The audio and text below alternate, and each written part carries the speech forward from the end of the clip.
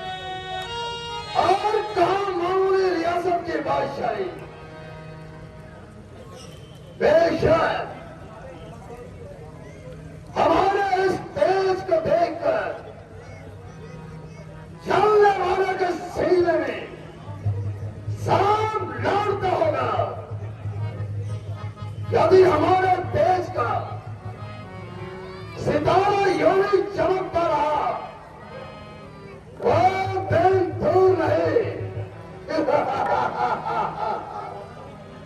जब सारी दुनिया हमारे आगे सर झुकाएगी।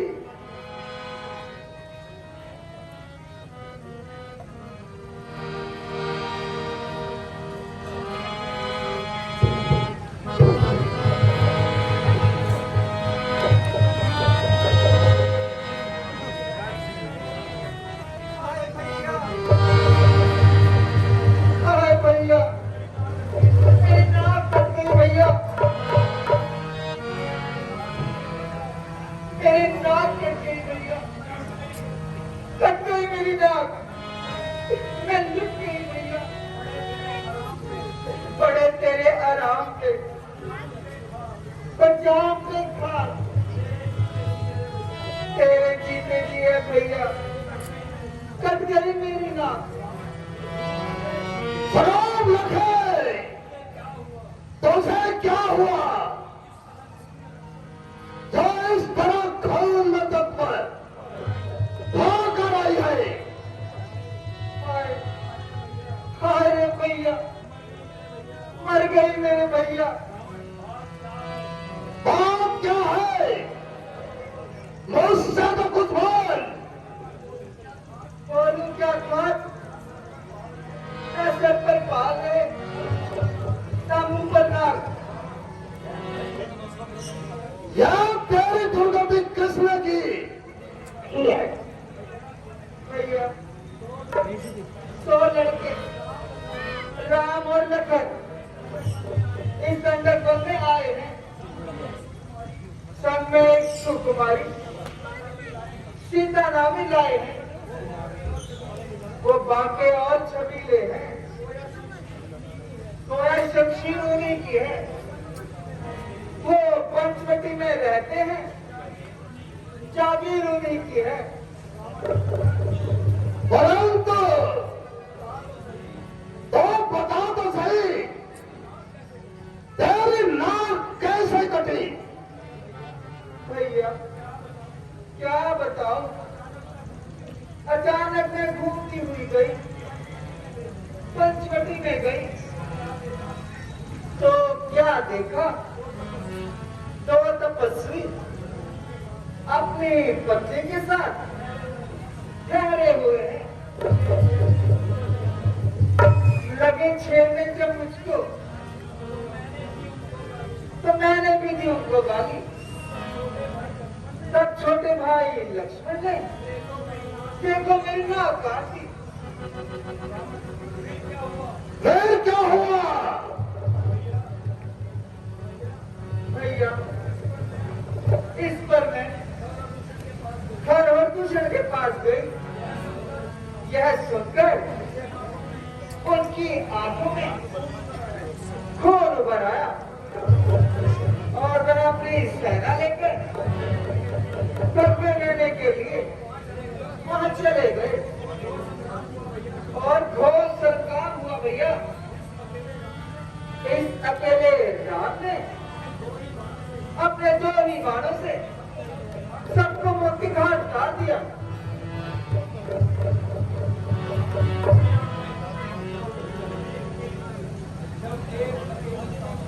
जब एक बकेट की ताकत हुई और उन सब वीरों को मार दिया, तो फिर निश्चय हुआ नारायण ने अवतार ले लिया है। अच्छा, यदि वो अवतारी है, पैर भाव में रखूंगा, दूसरे जन्म का बंधन उनके द्वारा ही खोलूंगा। अच्छा स्वरूप रखे।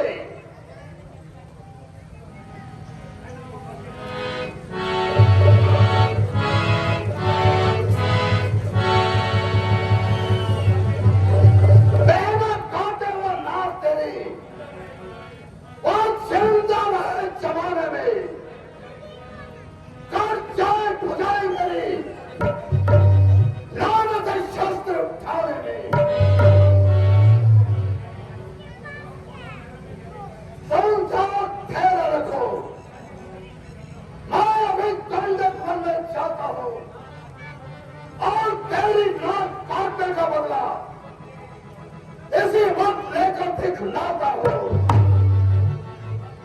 तलवार दिखा।